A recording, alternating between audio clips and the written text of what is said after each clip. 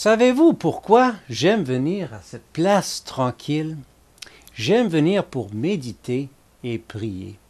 Je me rappelle, quand j'étais petit, avoir entendu parler souvent que Jésus prenait du temps pour se mettre à l'écart, pour prier. Voyez-vous ce que ce jeune garçon fait?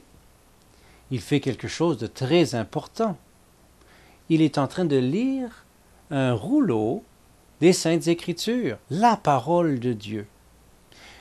De notre temps, la parole de Dieu est écrite à la main sur des rouleaux et ce n'est pas beaucoup de monde qui peuvent avoir une copie. Vous, de votre temps, vous avez des copies comme ça, beaucoup plus faciles à obtenir. Eh bien, de notre temps, on a des synagogues où on peut aller pour entendre la lecture et l'enseignement de la parole de Dieu. Et c'est important d'aller à la synagogue régulièrement. C'est ce que Dieu veut. Dieu veut qu'on entende l'enseignement donné de la parole de Dieu. Eh bien, dans notre histoire d'aujourd'hui, nous voyons qu'un homme a été, selon ce qu'il devait, à la synagogue pour entendre la parole de Dieu, et je suis certain qu'il était bien content, parce que cette journée-là, non seulement il a pu entendre l'enseignement de la parole de Dieu, mais Jésus-Christ lui-même était là pour le guérir.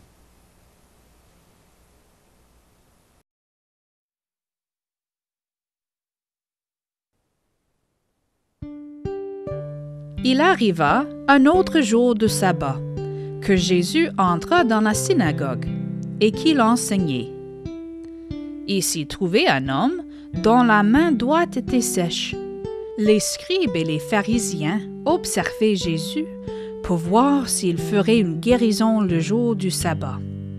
C'était afin d'avoir sujet de l'accuser. Mais il connaissait leurs pensées et il dit à l'homme qui avait la main sèche, « Lève-toi et tiens-toi là au milieu. » Il se leva et se tint debout. Et Jésus leur dit, « Je vous demande s'il est permis le jour du sabbat de faire du bien ou de faire du mal, de sauver une personne ou de la tuer. » Alors, promenant ses regards sur eux tous, il dit à l'homme, « Étends ta main. » Il le fit, et sa main fut guérie. Ils furent remplis de fureur, et ils se consultèrent pour savoir ce qu'ils feraient à Jésus.